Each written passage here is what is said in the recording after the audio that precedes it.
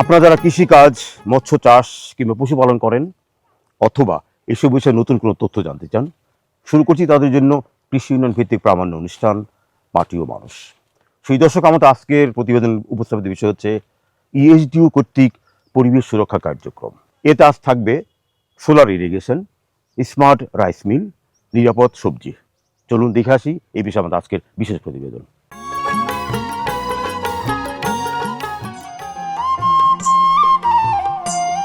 সৌরশক্তি ব্যবহারে বিস্তীর্ণ মাঠ জুড়ে আলুর চাষ, শিবগঞ্জে সৌর বিদ্যুতে হাস্কিং মিল, বর্জ্য রিসাইক্লিং ব্যবস্থাপনা, পঞ্চগড়ে সাতখামারে ইটা ভাটার বিকল্প ব্লক ইট তৈরি, ঠাকুরগাঁয়ের বিভিন্ন অঞ্চলে বনায়ন, বালিয়াডাঙ্গার মালিয়াপাড়া জৈব কৃষি ইত্যাদি কর্মসূচি বাস্তবায়নের মাধ্যমে পরিবেশ উন্নয়ন তথা পরিবেশ বান্ধব কৃষিকে বেগবান করার লক্ষ্যে ওয়ার্ল্ড ব্যাংকের অর্থায়নে পিকেএসএফ এর সহযোগিতায় ঠাকুরগাঁও ভিত্তিক বেসরকারি উন্নয়ন সংস্থা ইএসডিও রংপুর ও দিনাজপুর জেলায় sustainable micro enterprise and resilience transformation বা স্মার্ট প্রকল্পের আওতায় দুইটি উপপ্রকল্প বাস্তবায়ন করছে, যার একটি হচ্ছে promoting resilience green growth in rice production, অপরটি হচ্ছে promoting eco friendly construction materials through রিসোর্সের efficiency and cleaner production RECP practice.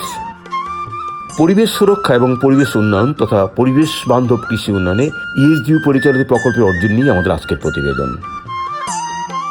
তবে শুরুতেই ইএসডিওর পরিবেশ উন্নয়ন কর্মসূচির প্রেক্ষাপট নিয়ে কথা বলবো ইএসডিওর নির্বাহী পরিচালক ডক্টর মোহাম্মদ শহীদুজ্জামানের সঙ্গে। যেমন আমরা জানি যে ইএসডিওর জন্ম 80 দশকে, সেদিকে হিসাব করলে প্রায় 3 যুগের উপরে সময় পেরিয়েছে এবং শুরু থেকে যাবৎ ইএসডিও পরিবেশ নানা রকম কার্যক্রম করেছে। আমরা নানা রকম ফিডব্যাকও পেয়েছি, নানা রকম উদাহরণ পেয়েছি। তো মূলত জন্ম থেকে যাবৎ ইএসডিও পরিবেশ নিয়ে কী ধরনের কাজ করছে এবং তার ফলাফল কেমন? ইএসডিওর যাত্রাই শুরু হয়েছিল মূলত যে 1988 সালের ভয়াবহ বন্যা মোকাবেলার মাধ্যমে। ফলত সূচনা থেকে ইএসডিও পরিবেশকে কেন্দ্র করে তার সামগ্রিক কার্যক্রমকে আবর্তন করেছে এবং এখনও সেই কার্যক্রমকে এগিয়ে নিয়ে যাচ্ছে। পরিবেশকে আমরা বিবেচনা করি নানাবিধভাবে। এটি একদিকে যেমন পরিবেশ সুরক্ষা এবং আরেক দিকে পরিবেশ সচেতনতা এবং সামগ্রিকভাবে এটিকে একটি ইন্টিগ্রেটেড কৌশলের মাধ্যমে এই পরিবেশের সামগ্রিক পরিবর্তন করে বা অবস্থার উন্নয়ন করে এটিকে একটি বাসযোগ্য নিরাপদ বাংলাদেশ বিনির্মাণে ভূমিকা রাখার চেষ্টা করা। আপনারা পরিবেশ নিয়ে কাজ করছেন, কিন্তু আমরা জানি বাংলাদেশের ক্লাইমেট চেঞ্জ একটা বড় ইস্যু। সে ক্লাইমেট চেঞ্জের সাথে সংগতি রেখে আপনাদের পরিবেশগুলো কীভাবে কাজে অগ্রগতি করছেন আপনারা? না, আমরা মনে করি যে ক্লাইমেট চেঞ্জের ক্ষেত্রটি মূলত পরিবেশের সাথে একেবারেই অঙ্গাঙ্গিভাবে জড়িত এবং আমরা যদি সামগ্রিক পরিবেশকে এনভায়রনমেন্টাল যে এটা সাস্টেনেবিলিটির জায়গায় যেতে চাইলে আমাদেরকে ক্লাইমেটের যে সমস্ত ভালনারেবিলিটি তৈরি হচ্ছে সেই জায়গাগুলোকে ফোকাস করা খুব প্রয়োজন। যে বিগত এই 37 বছরে ইএসডিও প্রায় 1 কোটির উপরে কিন্তু বনায়ন করেছে সারা দেশে এবং যেটি একটি ইএসডিওকে মাইল ফলক জায়গায় নিয়ে গেছে। ইএসডিও শুধুমাত্র যে বনায়ন সেটি নয়, এটি খুবই কার্যকরভাবে পরিবেশের যে নানা জায়গায়, যেমন আমরা জানি যে দেশের টপ সয়েল নিয়ে যে ইটের ভাটা তৈরি হচ্ছে, এটি এই দেশের শুধু পরিবেশের বিপন্নতা না, আমাদের খাদ্য নিরাপত্তার ক্ষেত্রেও ঝুঁকি। তো যে কারণে আমরা এই টপ সয়েলের বিপরীতে যেন এই ইট ভাটা তৈরি না হয়, এজন্য বিকল্প যে ইট যেটির সঙ্গে কোনোভাবেই টপ সয়েলের সম্পর্ক নেই, এটিকে কিন্তু রংপুর বিভাগে একটি আন্দোলনে পরিণত করেছি এবং আমাদের উদ্যোক্তারা এখন কিন্তু এই ইটকে নানাভাবেই কিন্তু এই যে আপনার চিমনি ভাটার ইট তার পরিবর্তে কিন্তু যে টেকসই ইট সেটিকে প্রমোট করছে। ইএসডিও আমরা জানি খাদ্য নিরাপত্তার ক্ষেত্রে নানা রকম কাজ করছে এবং অনেক ফিডব্যাক আমরা পাচ্ছি। তার অগ্রগতি কেমন? নিরাপদ খাদ্যের অগ্রগতিও যথেষ্ট ভালো, কারণ আমরা পরিবেশের একই প্রেক্ষিতে সাথেই যুক্ত করে আমরা কিন্তু নিরাপদ সবজি চাষের ক্ষেত্রে যেমন রাসায়নিক সারের পরিবর্তে জৈব সারকে প্রমোট করা এবং দেশীয় বালাইনাশককে প্রমোট করা এবং একই সাথে, কারণ আমরা জানি যে রাসায়নিক সারের কারণে এদেশের কিন্তু মৎস্য সম্পদ মিঠা পানিতে হারিয়ে গেছে। তো ফলে আমরা ব্যাপকভাবে এই জায়গাগুলোতে কাজ করছি।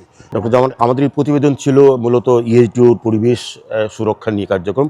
আপনি যে কথাগুলো বলছেন, যে উপাদানগুলো বলছেন, আমরা মাঠে দেখে আসি, তারপরে আপনার সঙ্গে শেষ আমাদের কথা বলবো। চলুন আপনি মাঠে যে আমরা এই আপনার কাজগুলো দেখি।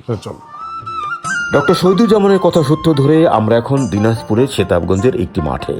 এখানে প্রতিষ্ঠানের পরিবেশ বান্ধব কৃষি কর্মসূচিতে কৃষি ফসল উৎপাদনে ডিজেল চালিত সেচ পাম্পের পরিবর্তে সৌরশক্তি ব্যবহার করে সেচ সুবিধা প্রদান করা হচ্ছে। আপনারা ইউনিটির পক্ষ থেকে এই কর্মসূচি শুরু করেছেন শতাবগঞ্জের, কবে শুরু করেছেন এবং তার ফলাফল এখন এই মুহূর্তে কেমন পাচ্ছেন? 25 সালের জানুয়ারি মাস থেকে শুরু করি আমাদের প্রকল্পটা। তার মানে গেল বছর শুরু করেছেন। এক বছর অলরেডি আমাদের হয়ে গেছে। এক বছরে আমরা এই অঞ্চলে 25টা প্লাস আমরা অলরেডি স্থাপন সম্পূর্ণ হয়েছে। আরও কিছু আমাদের চলমান আছে, যেগুলো রানিং আছে, কাজগুলো শেষ হয়ে যাবে খুব শিগগিরই, এরকম একটা অবস্থা। আচ্ছা, এই সমস্ত সোলার পাম্প প্রতিষ্ঠা করার পিছনে আপনার কোন বিষয়গুলো সবচেয়ে বেশি গুরুত্ব দিয়ে থাকেন কৃষকদের সঙ্গে কথা বলার সময়? আসলে আমরা সব থেকে প্রথমে দেখি যে কোন কৃষকটা বড় পর্যায়ে কাজ করতে আগ্রহী এবং যার জমি ওনারশিপ কি একজন থাকে? হ্যাঁ, ওনারশিপ একজনই থাকে। জি, এই একটা বড় কৃষক আগে আমরা নির্বাচন করি, কারণ এখানে সম্পূর্ণ টাকাটা তারই প্রথমে ব্যয় করতে হয়। ব্যয় করার পর আমরা তখন সেই আমাদের যে অনুদানের টাকাটা তার কার্য সম্পূর্ণ হওয়ার পর আমরা তাকে প্রদান করি। এই সমস্ত সোলার পাম্পগুলোতে অনুদানের পরিমাণ কেমন? 1 লাখ থেকে 1 লাখ 20-এর মতো। কিভাবে নির্ধারণ করেন আপনারা? এটা নির্ধারণ কি 1 লাখ 20 দেন নাকি কম বেশি? হ্যাঁ, কম বেশি আছে। এই সমস্ত পাম্পগুলো তো আপনাদের কি তদারকি কি থাকে, মানে শুরু থেকে একদম রিকভারি পর্যন্ত কি তদারকি থাকে? আসলে আমরা প্রতি মাসেই এগুলো নিয়ে করি, ভিজিট করি, দেখি তাদের কি সমস্যা, কোথায় ফেস করতেছে, তাদের কাজটা চলমান কিনা। যখন সিজন থাকে না, সেটা যেমন এই যে এটা নেট মিটারিং করে আমরা এই গ্রামে বিদ্যুতের সাথে কানেক্ট করে দিচ্ছি। যখন দেখা যাচ্ছে তার মানে ওই ওমর ফারুক সাহেব যে এটার ওনার, সে কাজ লাগাচ্ছে, আবার এখান থেকে মিটারিং করে এলাকাতে করতেছে, তার গ্রামটাকে তাদের দ্বৈতভাবে সে বেনিফিট হচ্ছে। জি, মূলত স্মার্ট প্রকল্পের পরিবেশ বান্ধব রাইস মিল সাব সেক্টরের অধীনে প্রতিষ্ঠান ধান উৎপাদনে সৌর বিদ্যুৎ ব্যবহারকে বেগবান করার লক্ষ্যে প্রকল্প এলাকায় সোলার পাম্প স্থাপনে আর্থিক ও কারিগরি সহযোগিতা প্রদান করে। এখানে ইএসডিউ এককভাবে 18 জন কৃষক ভাইদের মালিকানায় সৌর বিদ্যুৎ প্ল্যান্ট বসাতে সাহায্য করলেও এই সময়ে সে প্রতি সোলার পাম্পের সাহায্যে অন্তত 100 বিঘা জমিতে সেচ সুবিধা পাওয়ার সুযোগ সৃষ্টি হয়েছে। যেখানে কৃষক ভাইয়েরা মৌসুম ভিত্তিক ধান, আলু, গম, ভুট্টা ইত্যাদি নানা ফসলে বাড়ির সেচ প্রযুক্তিতে সেচ সুবিধা পাচ্ছেন। এতে করে একদিকে যেমন প্রকল্প এলাকায় পরিবেশ বান্ধব কৃষি প্রযুক্তি ত্বরান্বিত হচ্ছে, অন্যদিকে ফসল উৎপাদনের ডিজেল চালিত পাম্পের তুলনায় কম খরচে জমিতে সেচ সুবিধা পাচ্ছেন। আপনার এলাকা তো সারা বছরই হয়, ফসল হয়। সারা বছর প্রথম এরপরে আলুর পরে চায়না কি এটা? চায়না এটা কি?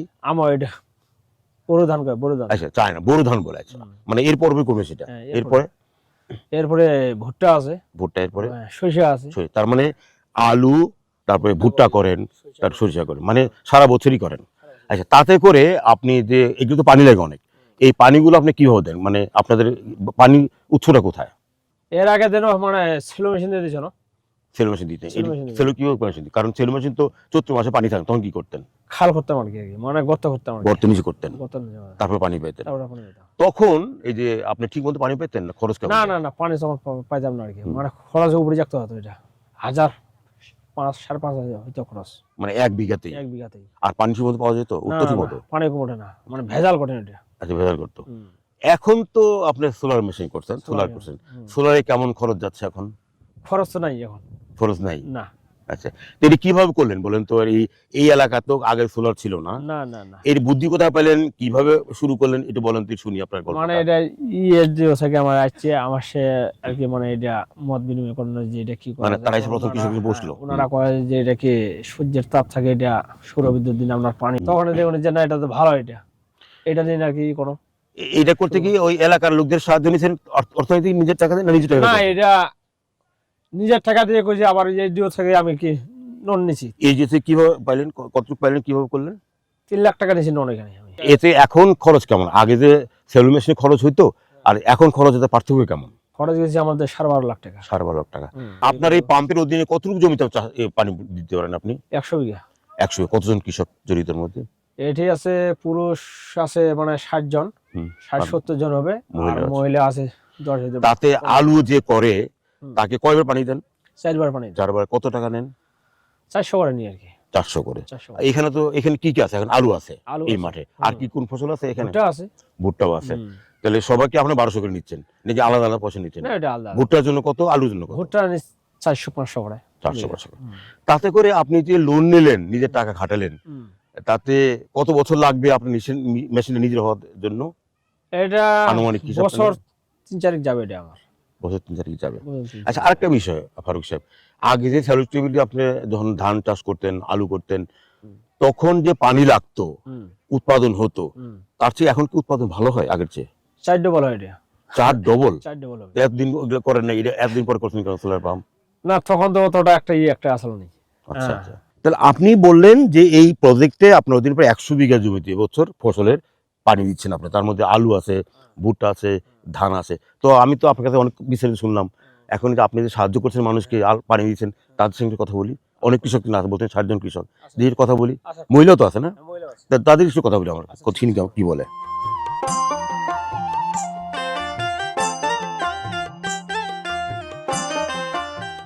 আপনি তো এই সোলার পাম্প লাগানোর পরে জমি করছেন, কি চাষ করছেন? আলু চাষ করছি। আলু চাষ। জি। তো আলু চাষ করা তো পানি লাগে না? কবে পানি লাগে? কবে পানি লাগে? 4 বার। 4 বার। এই 4 বার পানি এখন কিভাবে দেন? সোলারে পানি দিই। এখন সোলার দিয়ে করেন। তো আগে কিভাবে করতেন? আগে তো মেশিনের পানি দিয়ে কইছিলাম। আচ্ছা, আগে যে করতেন এখন যে করতেছেন, খরচে পার্থক্য হয়েছে না? পার্থক্য হয়ে গেছে। কেমন বুঝে বলেন তো। এখন নাগাছে আগে কত লাগতো? আগে নাগে ছিল 3000, 3-4 হাজার। ওই 4 বারই দিতেন? হ্যাঁ। 4 বার। আচ্ছা, এখন লাগে? এখন 2000 ভিতরতে হয়ে যাবে। 2000, তার মানে অর্ধেকের মতো হয়ে যায়। অর্ধেকের ভিতর। কয়বার পানি দিতে হয়? কখন পানি দিতে হয়? 4 বার দেন পানি, তাই তো? কখন পানি দেন? কখন পানি দেন? প্রথম দিছি আলুটা গাজার পর দিছি। দ্বিতীয়বার? হ্যাঁ, দ্বিতীয়বার আরেকবার জেলা আলুটা একটু বড় হয়ে গেছে যখন দিছি, 2টা ছেঁকা হয়ে গেছে, সার ঢুকাই হানে। আপনি তো এই চকে সোলার পাম্পের অধীনে কয় বিঘা জমি করছেন আপনি?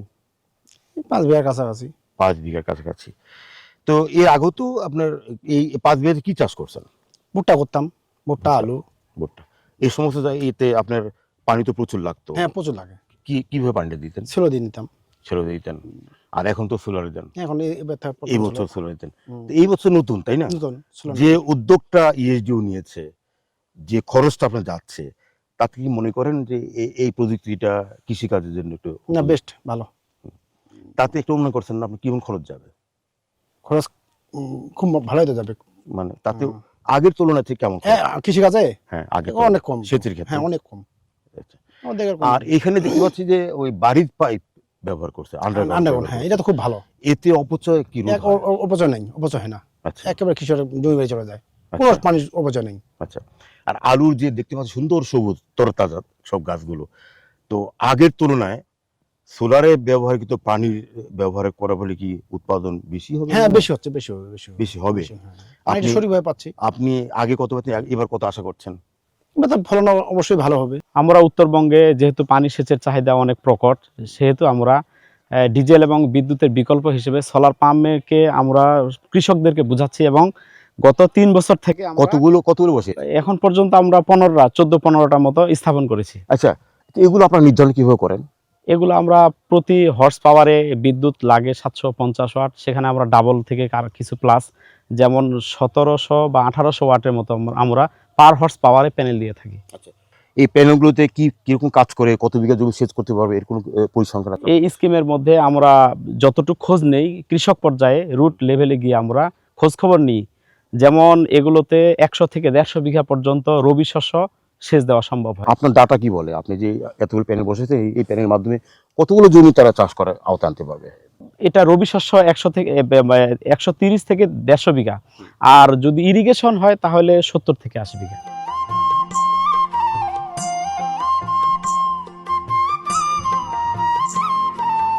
অনুষ্ঠানে এই পর্যায়ে আমরা কথা বলবো বোচাগঞ্জ উপজেলা কৃষি কর্মকর্তা জনাব নয়ন কুমার সাহার সঙ্গে।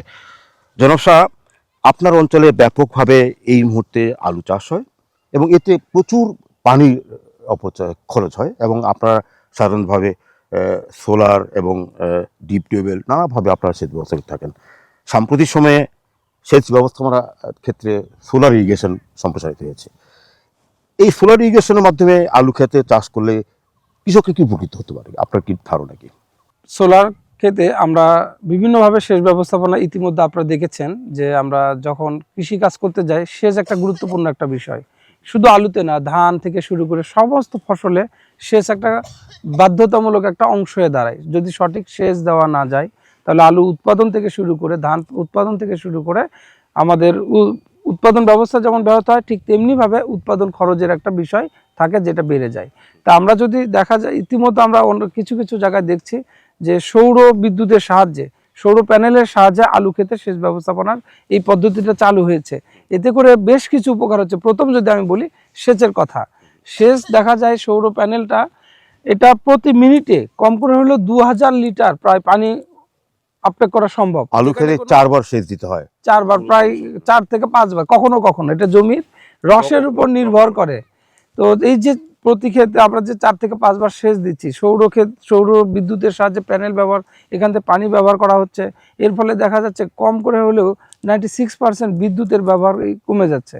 এবং ডিজেলের যে একটা তাতে উৎপাদন খরচের পর আমরা একটা সার্কেল দেখতে পাচ্ছি। যেহেতু আমরা বিদ্যুৎ ব্যবহার করছি না, ডিজেল ব্যবহার করছি না, আমাদের কৃষক ভাই বোনেরা যারা উৎপাদনের সাথে জড়িত তারা যদি সৌর প্যানেলের সাহায্যে সেচ ব্যবস্থাপনায় আসেন তাহলে আমাদের ডিজেলের পরিমাণ কমে যাচ্ছে, অর্থাৎ উৎপাদনের যে খরচটা এটা কম 90%। ধান সহ কৃষি ফসলের পাশাপাশি স্মার্ট প্রকল্পের রাইস মিল সাবসেক্টরের আরেকটি পরিবেশ বান্ধব কর্মসূচি হচ্ছে হাস্কিং মিলে সৌর বিদ্যুৎ সংযোজন।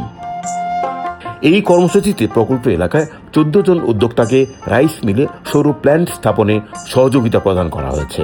এতে করে রাইস মিলে ধান শুকানো, ধান সিদ্ধ এবং চাউল উৎপাদনে পরিবেশ বান্ধব পরিবেশ সৃষ্টি হয়েছে। পাশাপাশি সৌরশক্তির মাধ্যমে নিরবিচ্ছিন্ন বিদ্যুৎ সরবরাহ নিশ্চিত হয়েছে। ফলে রাইস মিলগুলোতে উৎপাদন খরচ অনেকটা কমে আসছে।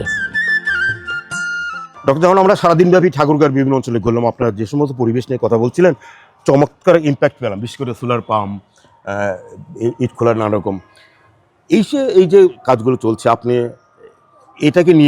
এটাকে লার্নিং করে নিয়ে, এবার সম্পদকে নিয়ে আপনার আগামীতে পরিবেশ নিয়ে আর কি ভাবছেন, কিভাবে আরও এগোনো যায় বাংলাদেশ? প্রথমত ইএসডিও বিশ্বাস করে যে পরিবেশ এবং জলবায়ু পরিবর্তন জনিত অভিঘাত থেকে আমাদেরকে বেরিয়ে আসতে গেলে এটিকে শুধুমাত্র একটি আলাদাভাবে কাজ হিসাবে বিবেচনা করলে হবে না, এটিকে সামগ্রিকভাবে একটি আন্দোলন হিসাবে বিবেচনা করতে হবে।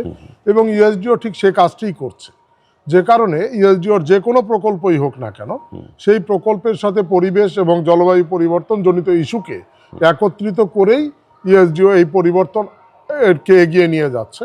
এবং যার একটি মূল বিষয় হচ্ছে যে বিপুল সংখ্যক জনগোষ্ঠী আমাদের, তাদেরকে এই পরিবেশ সুরক্ষার জন্য সচেতন করে এবং তাদের যে প্রচেষ্টাগুলো সেগুলোকে প্রাতিষ্ঠানিকীকরণ, ভালো অভ্যাস বা ভালো ফলাফলগুলোকে আরও বেশি অন্যত্র ছড়িয়ে দেয়া, যেটি তাদের শুধু জীবন এবং জীবিকায়নের ক্ষেত্রে সাহায্য করছে তা না, এটি একই সাথে আমাদের পরিবেশ উন্নয়নের ক্ষেত্রে এবং জলবায়ু পরিবর্তনজনিত অভিঘাত থেকে তুলনামূলকভাবে অনেক ভালো থাকার ক্ষেত্রে ভালো উদাহরণ তৈরি করছে।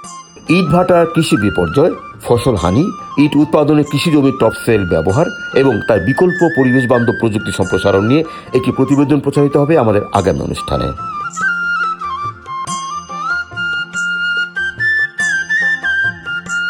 ইএসডিও কর্তৃক পরিচালিত পরিবেশ সুরক্ষা নিয়ে ছিল আমাদের আজকের বিশেষ প্রতিবেদন। আজ এ পর্যন্তই। আমাদের আগামী অনুষ্ঠানগুলো দেখবার আমন্ত্রণ জানিয়ে শেষ করছি আমাদের আজকের মাটির মানুষ। সকলকে ধন্যবাদ।